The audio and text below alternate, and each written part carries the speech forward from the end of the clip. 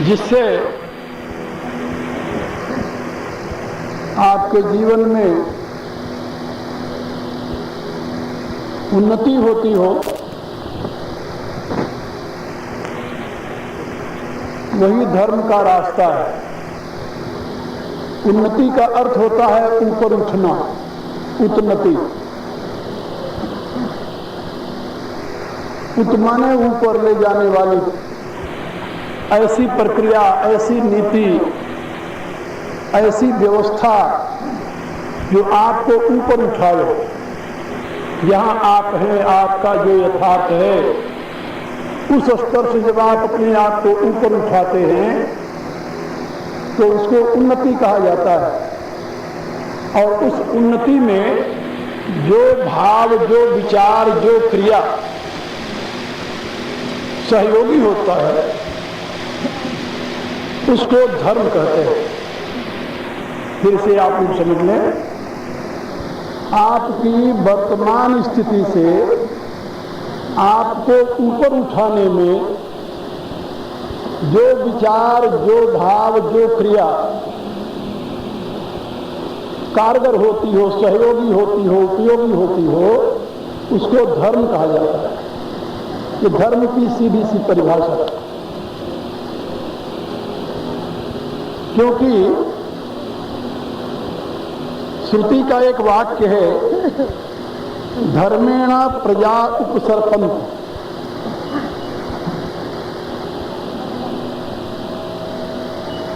इसका अर्थ क्या होता है कि धर्म के द्वारा प्रजा ऊर्ध्व गति को प्राप्त होती है, ऊर्ध्वमुखी होती है, उन्नति को प्राप्त होती है। उपसर्पन्ति, ऊपर की ओर चलती है, उठती है। ये धर्म की व्याख्या की है वेद। धर्मो विश्वस्य जगतः प्रतिष्ठा, ये उसकी घोषणा है। जितने जड़ और चेतन प्राणी हैं ये धर्म पर ही प्रतिष्ठित है। और इसी का एक अंश से आगे का वाक्य है, धर्मेण प्रजा उपसर्पन्ति। धर्म के द्वारा ही प्रजा जो है, प्रजा माने मानव समाज। मानव समाज की एक संज्ञा प्रजा है। इसको प्रजा क्यों कहते जानते हो?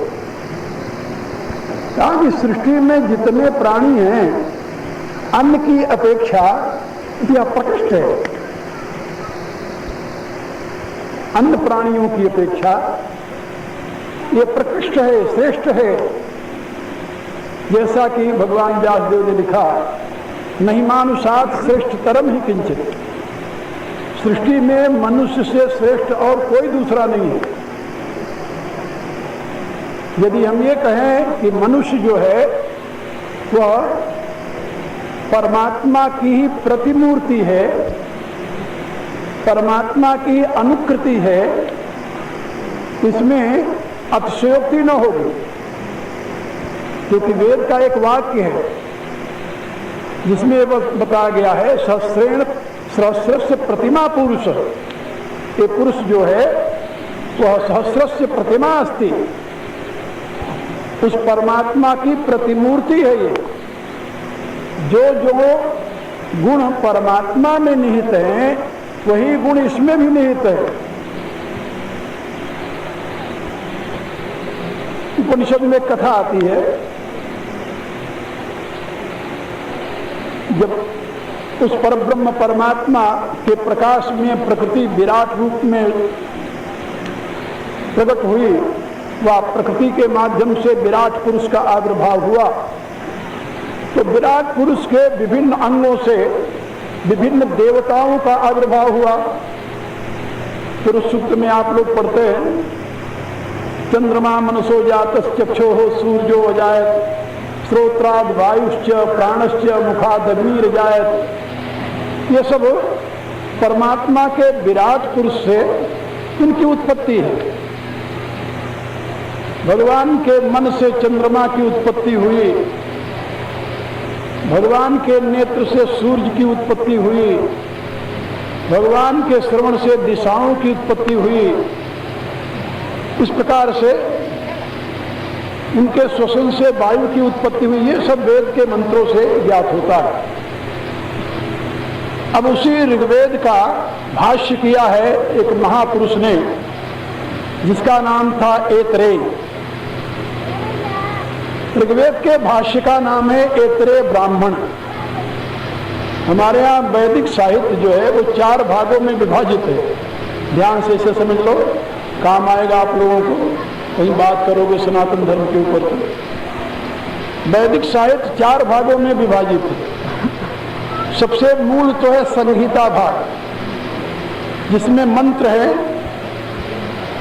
और उसकी व्याख्या जो है उसको कहते हैं ब्राह्मण भाग। ये ब्राह्मण शब्द जो है, ब्रह्म कहते हैं वेद को, और उसकी व्याख्या को कहते हैं ब्राह्मण, विस्तार को कहते हैं ब्राह्मण। तो वेद की जो व्याख्या है उसको ब्राह्मण कहते हैं। अब ब्राह्मण जो है उसके आगे 2 भाग और हैं। एक तो है आरण्यक, जिन वेद के मंत्रों के ऊपर ऋषियों ने एकांत में, जंगल में, अरण्य कहते हैं जंगल को, वन को, वन में निवास करते हुए उसका चिंतन किया, उसके अर्थ का चिंतन किया। और अर्थ का चिंतन करते हुए उन्होंने पाया कि वेद के प्रत्येक मंत्र की व्याख्या 3 प्रकार से की जाती है। आदि भौतिक दृष्टि से, आध्यात्मिक दृष्टि से और आदि दैविक दृष्टि से। तो इन 3 प्रकार की जो व्याख्याएं होती हैं वेद की, उसी से वेद के ज्ञान का विस्तार होता है। तो उस भाग को आरण्यक कहा गया, जो ऋषियों ने जंगल में रह करके चिंतन किया और उस रहस्य को प्रकट किया विश्व के सामने, वो आरण्यक है। और आरण्यकों में भी आगे चल करके एक भाग निकला उपनिषद। उपनिषद जो है वो रहस्यमय विद्या का नाम है। उपनिषद माने ही होता है रहस्यमय विद्या। ऐसी विद्या जो सामान्य की पकड़ में तो बहुत कम आती है, लेकिन वो रहस्यमय विद्या है, गूढ़ विद्या है। और उस विद्या का ज्ञाता जो है वो ब्रह्मज्ञ कहा जाता है। तो ये 4 भाग हुए वेद के, संहिता, ब्राह्मण, आरण्यक और उपनिषद। ये उपनिषद हमें संहिता भाग में भी उपलब्ध होता है, ब्राह्मण भाग में भी उपलब्ध होता है, आरण्यक भाग में भी उपलब्ध होता है, और स्वतंत्र रूप से भी उपलब्ध होता है। ये उसकी विशिष्टता उपनिषद। अब इस युग में जब बौद्धों का आतंक बढ़ा और वैदिक धर्म का ह्रास होने लगा, वैदिक कर्मकांड की उस समय की घिनौनी स्थिति से भारत की जनता दुखित होकर के झुंड के झुंड बौद्ध धर्म में दीक्षित होने लगी, और सारा ये देश बौद्धों से आप्लावित हो गया समझ लो। और उन्होंने नास्तिकता का प्रचार प्रारंभ किया। तो जब तक तो ये था तब तक तो भारत के लोग बर्दाश्त करते रहे, लेकिन उन्होंने विदेशियों को आमंत्रित करना शुरू किया कि आप आइए, हमारे देश में शासन कीजिए, लेकिन शर्त एक है कि आप हमारे धर्म को स्वीकार कर लें। तो यहाँ का जो ब्राह्मण वर्ग था, जिसके जीवन का आधार ही वैदिक विज्ञान था, तो उसको बर्दाश्त नहीं करता था। तो उनको ये भय लगा रहता था कि ये शक्ति यदि संगठित होकर खड़ी हो जाएगी तो हमें यहाँ से समूल नष्ट कर देगी। इसलिए बौद्ध धर्मानुयायी जो थे, उनके जो आचार्य थे, भिक्षु थे, उन्होंने विदेशियों को आमंत्रित करना शुरू किया। और उसमें विदेशी लोग आए और यहाँ पर घोर अत्याचार करने लगे। इतिहास साक्षी है कि यहाँ पर जिनको बौद्धों ने आमंत्रित किया था, उन्होंने भारत के पश्चिमी इलाके से प्रवेश करके बनारस तक और अयोध्या तक, साकेत कहते थे उन दिनों अयोध्या को, साकेत तक अपना राज्य स्थापित कर लिया। और उस समय के जो बौद्ध भिक्षु थे, वो अशोक का पुत्र बृहद्बल था, उस समय भारत का सम्राट, पाटलिपुत्र की गद्दी पर वही बैठा। तो उसको समझाया कि हिंसा से तुम्हारा जीवन बेकार हो जाएगा, नरक में जाओगे तो, इसलिए युद्ध में हिंसा के सिवा और कुछ नहीं होता। तो तुम इस मिट्टी के टुकड़े के लिए क्यों युद्ध करोगे, क्यों हिंसा करोगे। वो ऐसे ही कायर था वो, और वो भारत का इतना बड़ा भाग विदेशियों ने अपने कब्जे में करके लूटना शुरू किया, अत्याचार शुरू किया, लेकिन कोई रक्षक नहीं था इस देश का। और उसने अपनी राजधानी बनाई कहाँ, कुरुक्षेत्र के पास एक जगह है जिसको कहते थानेश्वर, जहाँ बाद में हर्षवर्धन की राजधानी रही, उसको अपनी राजधानी बनाया। और भारत का ये पूरा का पूरा भाग विदेशियों के हाथ में हो गया। आज तो थोड़ा सा भाग पाकिस्तान हुआ जिसके लिए हम लोग घबरा रहे हैं। तो पता नहीं भारत माता अपने पुत्रों को कब ऐसा साहस दे दे जबकि पुनः वो अपने पूरे भारतवर्ष को अखंड रूप से प्रतिष्ठित कर सके। ये कहा नहीं जा सकता। मैं आपको केवल ये बता रहा था कि उन दिनों ऐसी स्थिति थी कि ये पूरा का पूरा अयोध्या तक, काशी तक गंगा का धारा जहाँ बहती है, यहीं पर समझौता हुआ कि गंगा के उस पार तुम रहो, गंगा के इस पार हम रहेंगे। ये सारा भाग भारत का विदेशियों के अधीन हो गया। और उसका नाम था, जिसने इस पर आक्रमण किया था, मनिंद्र। और परिणाम क्या हुआ जानते हो? जब यहाँ की जनता कराहने लगी विदेशियों के अत्याचार से, उनके लूट से, तो उस समय आपके यहाँ से कुछ दूर पर जहाँ सरयू और गंगा मिलती है, वहीं पर एक आश्रम था महर्षि पतंजलि का। महर्षि पतंजलि ने ये देखा कि इन बौद्धों ने विदेशियों को बुला करके इस देश को तहस नहस किया है, उनसे बर्दाश्त नहीं हुआ। जैसे चाणक्य ने चंद्रगुप्त को वरण किया था, उसी प्रकार से महर्षि पतंजलि ने अपने एक शिष्य को माध्यम बनाया और एक गुप्त रूप से भारत के प्रत्येक गांव में अपने शिष्यों को भेज करके एक महान शक्ति खड़ी की। उस समय का इतिहास बताता है कि पतंजलि के आश्रम में अस्त्र शस्त्र आदि की शिक्षा दी जाती थी और उन्होंने अपने शिष्यों को गांव-गांव भेजा जो ट्रेंड थे पूरे अस्त्र शस्त्र के यानी प्रयोग में, और उन्होंने जाकर गांव के युवकों को इकट्ठा किया और उनको उसका प्रशिक्षण दिया। जब इस प्रकार से उनका एक बहुत बड़ा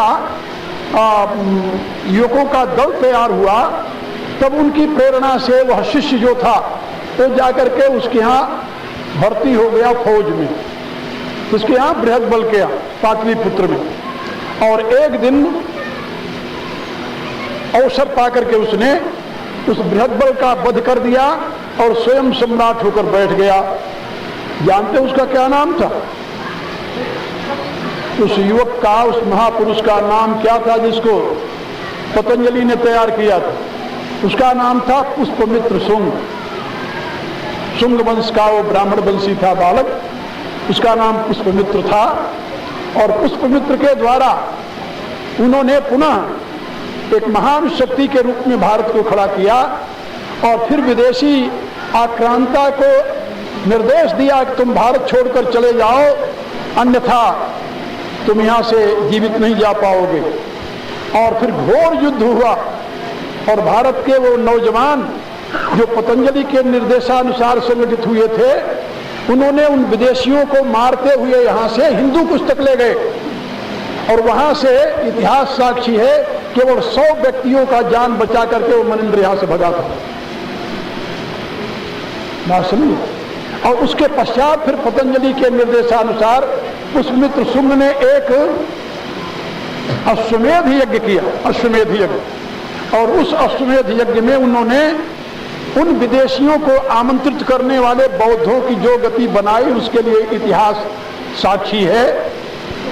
हम तो इतिहास में यहाँ तक पढ़ते हैं कि जहाँ जहाँ उनके बिहार थे वो सब बदमाशी के अड्डे हो गए थे, तो महर्षि पतंजलि के निर्देशानुसार उनको आग लगा करके जो मिलता था उसी में उसे फेंक देते थे। यानी समूल नष्ट किया देशद्रोहियों को। और पुनः भारत में पुष्पमित्र शुंग का एक वैदिक धर्म से संबंधित शासन की प्रतिष्ठा की। तो मैं आप लोगों को ये बताना चाहता था कि भारत में जब भी कभी ऐसा हुआ है तो कोई न कोई शक्ति खड़ी हुई है। आज भी जो भारत की दुर्गति है, इसके लिए भी कोई शक्ति खड़ी होगी, इसमें संदेह नहीं हमें, और खड़ी होगी। और ये शक्ति तभी सफल होगी अपने कार्य में जबकि आप सभी जितने ग्रामवासी हैं, आप सभी संगठित होकर के इस देश की रक्षा के लिए, इस देश के संस्कृति सभ्यता की रक्षा के लिए अपने आप को समर्पित करेंगे। मैं जो बताने जा रहा था कि बाद में जब भारत में पुनः सनातन धर्म की प्रतिष्ठा हुई तो हमारे आचार्यों ने केवल 3 ग्रंथों को स्वीकार किया, जिसको कहते हैं प्रस्थानत्रयी। तो उपनिषद, गीता और ब्रह्मसूत्र, इन्हीं के आधार पर पुनः शाश्वत सनातन धर्म की प्रतिष्ठा हुई, प्रस्थानत्रयी। अब उसमें जितने आचार्य हुए सबके लिए ये अनिवार्य था कि यदि तुम प्रस्थानत्रयी पर अपना भाष्य लिखो और वो शास्त्र सम्मत हो तो तुम आचार्यत्व को प्राप्त कर लोगे, तुम्हें आचार्य स्वीकार किया जाए। तो सभी आचार्यों ने, जितने संप्रदाय प्रवर्तक हुए हैं, आचार्य शंकर का भाष्य तीनों प्रस्थानत्रयी पर है, तीनों ग्रंथों पर है। फिर रामानुज का भाष्य इन तीनों पर है। फिर निम्बार्क का है, माधव का है। बल्लभाचार्य जी ने ब्रह्मसूत्र के ऊपर भाष्य नहीं लिखा, उन्होंने गीता पर लिखी, उपनिषदों पर भी लिखा। ब्रह्मसूत्र पर इसलिए नहीं लिखा, उन्होंने कहा कि श्रीमद् भागवत जो है ये ब्रह्मसूत्र का ही भाष्य है। श्रीमद् भागवत को उन्होंने ब्रह्मसूत्र का भाष्य समझ करके उन्होंने इसी का प्रचार किया। क्योंकि कल मैंने बताया था आप लोगों को कि श्रीमद् भागवत परमहंस संहिता है। परमहंस, इसको कहने वाला कौन है जानते हो? एक महान परमहंस जिसको अपने शरीर का भी पता नहीं, भगवान सुखदेव। तो कथा आती है, भगवान सुखदेव चले जा रहे थे आगे आगे, और कुछ स्त्रियां, तालाब था वहां नग्न होकर स्नान कर रही थी। भगवान सुखदेव चले गए, उन्होंने उनकी तरफ देखा नहीं। उनके पीछे पीछे उनके पिता व्यासदेव जी जा रहे थे। जब व्यासदेव को दूर से देखा स्त्रियों ने तो दौड़ करके वस्त्र पहनना शुरू किया। व्यासदेव को बड़ा बुरा लगा, तो जाकर खड़े हो गए। कहा, देवियों बताओ तुम्हारे मन में क्या है? कहा, क्या बात है? कहा, मेरा जवान पुत्र इधर से निकला और तुम लोग नग्न होकर के स्नान करती रही, और मैं वृद्ध जब इधर से जाने लगा दौड़ करके तुम लोग वस्त्र धारण करने लगे। क्या हमारे पुत्र को छलने की तुम्हारी वृत्ति थी? उन्होंने कहा कि देवता, आपको इतना पता नहीं है कि आपका पुत्र इस समय उस अवस्था में है जहां उसको अपने शरीर का भान नहीं है, जहां से उसे स्त्री पुरुष का भी पता नहीं है। आपका पुत्र इस समय उस अवस्था में है जहां स्त्री पुरुष का बोध नहीं, जहां अपने शरीर का भान नहीं, यहाँ केवल एक परमात्मा सत्ता के सिवा दूसरे की स्थिति नहीं है। इसलिए उसको देख करके शर्म करने का प्रश्न ही नहीं पैदा होता था कि वहां न कोई स्त्री है न कोई पुरुष है, न स्त्री न पुमाने से न चैवाम नपुंसक यदि शरीरम मादते तेन तेन प्रयुज्यते। वह आत्मस्थ है और आपकी दृष्टि अभी वृद्ध होने पर भी स्त्री और पुरुष के बीच में फंसी हुई है, इसलिए आपको देखकर शर्म तो आनी ही थी। मेरे कहने के प्राय कि श्रीमद् भागवत का वक्ता कौन है? भगवान सुखदेव, जो इस दोनों प्रकार की सीमाओं से ऊपर उठे हुए हैं। और उसका श्रोता कौन है जानते हो? श्रोता उसका एक ऐसा व्यक्ति है जिसको ये पता है कि आज के 7वें दिन मेरी मृत्यु हो जाएगी। ये भी आप लोगों को मालूम है। तो कौन है? महाराजा परीक्षित, जो अपने ही भूल से एक अनर्थ में कार्य कर बैठे। कथा आती है भागवत के प्रारंभ में ही आती है। अपने भूल से देखा एक टांग का एक बैल खड़ा है और उसको एक काला पुरुष मूसर से मार रहा है। उसको देखकर उनको गुस्सा आया, उधर दौड़ पड़े। कौन है तो? काला पुरुष ने बताया कि मैं कलयुग हूं, कहा इस बैल को क्यों मार रहा है, तो इस पहले से एक टांग का है, इसका परिचय क्या है? कहा यह धर्म है। सतयुग में धर्म के 4 चरण होते हैं, त्रेता में 3 रह जाते हैं, द्वापर में 2 और कलयुग में केवल 1 चरण रह जाता है। तुलसीदास जी ने अपनी रामायण में लिखा कि 4 चरण तो धर्म के कलिमहु एक प्रधान, जेन केन विधि दीने दान करे कल्याण। तो कलयुग में केवल 1 चरण रह जाता है धर्म का, दान जिसे कहते हैं। अब उपनिषद तो ये कहती है कि श्रद्धया देम अश्रद्धया देम, दान दे तो श्रद्धा से दे, अश्रद्धा से दिया हुआ दान काम नहीं करता। लेकिन कलयुग के लिए ये क्षमा है, ये न केन विधि दीने दान करे कल्याण। श्रद्धा से दे चाहे श्रद्धा से दे तो, क्योंकि कलयुग के लोग ज्यादा आसक्ति में होते हैं। उपनिषद की एक कथा है जिसमें बताया गया कि प्रजापति के 3 पुत्र थे, देवता, दैत्य और मानव। तीनों अपने पितामह के पास पहुंचे और प्रार्थना की कि हमें उपदेश दीजिए। पहले देवता लोग गए, उन्होंने कहा दो, उन्होंने प्रणाम किया, कहा समझ गए? कहा समझ गए। कहा क्या समझे? कहा समझे महाराज, आप कह रहे हो कि हम देवता लोग विषयों में आसक्त रहते हैं, इसलिए कह रहे हो कि आप अपनी इंद्रियों को अपने दमन में रखो, बस में रखो।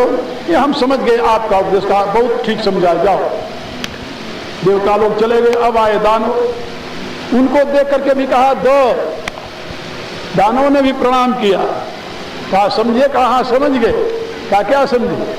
कहा ये समझे कि हम दानव लोग बड़े क्रूर वृत्ति के हैं, इसलिए आपने कहा कि तुम दया धारण करो, दया।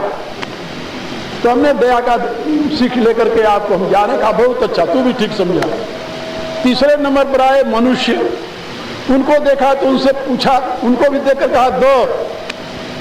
तो मनुष्यों ने भी प्रणाम किया कि महाराज अब हम समझ गए। कहा क्या समझे? कहा हम मनुष्य हैं, हमारी संसार के भोगों में आसक्ति ज्यादा होती है, अपने परिश्रम से जो कुछ भी हम कमाते हैं उसको हड़प करके रखना चाहते हैं।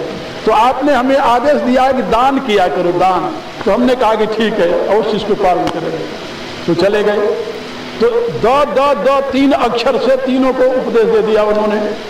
तो मनुष्यों में आसक्ति की अधिकता होती है, मनुष्य भोग नहीं करना जानता, ना ना, बिल्कुल नहीं करना जानता। इसीलिए ऋग्वेद का एक मंत्र है, यो न भुंक्ते न ददाति सख्यम केवलादो वेद केवलादि। तो भोग भी नहीं करना जानता, वो तो बचा कर रखना जानता है, रखना।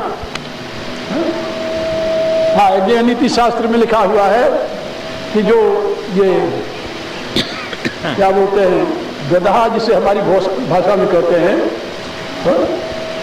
गधे, कहा कि वो जब कहीं हरी घास देखते हैं तो खाते नहीं, सूखी घास खाते हैं।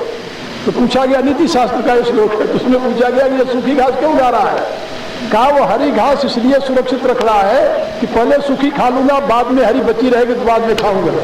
तो हरी खाने का समय ही नहीं आता और सूखी खाते खाते बच जाता है। क्या यही हालत है मनुष्य की? वो अपने सुख का इंतजाम करते करते ही मर जाता है, सुख के भोगने का अवसर ही नहीं मिलता। तुलसीदास जी ने अपने विनय पत्रिका में लिखा है, दासत ही गई बीत निशासन कबो न नाथ नींद भर सोए। इंतजाम करते करते, बिस्तर बिछाते बिछाते रात्रि बीत गई, सोने का अवसर ही नहीं आया। सुख का साधन करते करते सारी जिंदगी बीत गई, सुख भोगने का अवसर ही नहीं आया। पहले ये हो जाए तब सुख मिलेगा, ये हो जाए तब सुख मिलेगा। आप लोग जानते हो तो भुक्त भोगी हो, हमें कहने की कोई जरूरत नहीं है। तो मैं आप लोगों को ये बता रहा था कि महाराज परीक्षित ने देखा कि एक टांग जिसकी रह गई है उस धर्म को ये प्रताड़ित कर रहा है। तो उन्होंने कहा कि अब मैं तेरे को जीवित नहीं छोड़ूंगा। उसने कहा कि महाराज देखो, हम तो कलयुग है, हमें तो आना ही है, हमारा समय है, तो हमें कहीं रहने के लिए स्थान तो बताओ। तो उन्होंने कहा ठीक है, तो हम तुम्हारे रहने के लिए स्थान बता देते हैं। तो उन्होंने उसके रहने के लिए स्थान बता दिया कि तुम इन स्थानों में रहो। और उसमें से एक स्थान ऐसा बता दिया, कहा कि तुम सोने में रहो, सोने में। तो सोना सोने वाला नहीं, वो चमकने वाला सोना। जहां उसके लिए 4 स्थान बताए, उसमें एक स्थान बताया कि तुम सोने में रहो। उसने उनको नमस्कार किया और देखा कि सोना और कहीं नहीं इनके मुकुट में लगा हुआ है, तो जाकर सर पर सवार हो गया हो। ये तो आप लोग जानते हो, सोने में कलयुग रहता है। जितने अत्याचार अनाचार सोने के नाते इस दुनिया में हुए हैं, उतने अन्य किसी के नाते नहीं हुए। जितनी हत्याएं सोने के नाते हुई इस दुनिया में, अन्य किसी के नाते नहीं हुई। सोने के नाते पुत्र बाप को बाप मानने के लिए तैयार नहीं होता, बाप पुत्र को पुत्र मानने के लिए तैयार नहीं होता, भाई भाई को भाई मानने के लिए तैयार नहीं होता। आप देख नहीं रहे हो ये सारे अनर्थ की जड़ क्या है? कहा सोना, क्योंकि वहां कलयुग का निवास है। परिणाम क्या हुआ? परिणाम ये हुआ कि परीक्षित के मुकुट में बैठ गया वो, और जब बैठ गया तब उसकी बुद्धि भ्रष्ट हो गई। कलयुग जिसके सर पर सवार हो जाए उसकी बुद्धि ठीक कैसे रह सकती है? अब उनको लगी प्यास, घूमते हुए एक ऋषि के आश्रम में पहुंच गए। ऋषि ध्यान में मग्न थे। उन्होंने आवाज दी 2-3 बार। जब ऋषि नहीं जगे तो सोचा कि ये पाखंडी है, मेरे को देखकर ये पाखंड कर रहा है। तो देखा बगल में मरा हुआ सांप पड़ा हुआ था, उसको लिया, उस ऋषि के गले में लपेट में चले आए। अब इतने में किसी ने जाकर उस ऋषि कुमार से कह दिया कि वो देखो राजा आया था परीक्षित, उसने अभिमान में तुम्हारे पिता के गल में मरा हुआ सांप लपेट कर चला गया। वो ऋषि पुत्र आया, देखा पिता के गल में मरा हुआ सांप, वो क्रोध से बबूला हो गया, मेरे पिता का इस प्रकार से अपमान किया ये दुष्ट राजा। तुरंत उसने हाथ में जल लिया और जल लेकर के श्राप दिया कि यही सांप 7वें दिन तुम्हारे मृत्यु का कारण बनेगा। लो, अब जाकर के उसके पिता को जब पता चला तो उसने कहा अरे तूने अनर्थ किया, राजा तो धर्मात्मा है। कहा उसने आपके साथ अन्याय, कहा उसने नहीं किया, वो तो कलयुग उसकी गलती से कलयुग उसके सिर पर सवार। कहा फिर क्या किया जाए? कहा कुछ नहीं, अब मैं जाकर स्वयं राजा से निवेदन करता हूं कि भाई आज के 7वें दिन तुम्हारी मृत्यु होने वाली है। अब आप जरा बताइए कि किसी को मालूम हो जाए कि आज से 7वें दिन हमारी मृत्यु होगी तो उसके लिए दुनिया के भोग सुख देंगे? क्या रहा है? दुनिया का सौंदर्य उसके लिए रोचक बनेगा? दुनिया की संपत्ति उसके लिए आकर्षक बनेगी? नहीं नहीं। मृत्यु का भय तो बड़े बड़े ज्ञानियों को भी अस्थिर कर देता है। महर्षि पतंजलि ने लिखा है, क्या लिखा उन्होंने कहा कि ये अभिनिवेश एक ऐसा दुख है जो विदुषोपि और रूढ़ो, स्वरसवाही विदुषोपि और रूढ़ो तथा अभिनिवेश, जो अपने आप विद्वानों के पीछे भी लग जाता है, उनके ऊपर भी सवार हो जाता है। तो अभिनिवेश क्लेश है, माने मृत्यु का भय है। अब राजा तो मृत्यु के भय से भयभीत है, 7वें दिन मेरी मृत्यु होगी, क्या बनेगा मेरा? अब वो ढूंढ रहा है कि कोई ऐसा मिले जो मेरी 7 दिन में मुक्ति करा दे। ऋषियों ने जवाब दिया कि मेरे पास कोई ऐसा साधन नहीं कि 7 दिन में तुम्हारी मुक्ति हो जाए। यज्ञ कराने वाले भला कैसे मुक्ति दे सकते हैं? तप कराने वाले 7 दिन में कैसे मुक्ति दे सकते हैं? अब लोगों ने कहा कि केवल एक ही आश्रय है कि यदि भगवान सुखदेव उनकी कृपा हो जाए तो वो तुम्हें इसका रास्ता बता सकते हैं।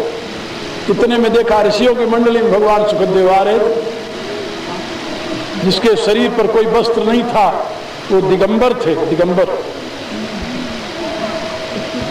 जिसको परमहंस कहते हैं, ऐसे परमहंस भगवान सुखदेव पधारे। उनको देखकर सभी जितने ऋषि थे, वृद्ध थे, सब उठकर खड़े हो गए। राजा ने भी उनके चरणों में प्रणाम किया और उन्होंने कहा कि तुम चिंता मत करो, 7 दिन तो बहुत होते हैं, मुक्ति तो 7 सेकंड में भी हो सकती है, 7 दिन तो बहुत है। लेकिन वो कैसे होगी? कहा उस परमात्मा की भक्ति के द्वारा। उसके लिए समय की आवश्यकता नहीं होती,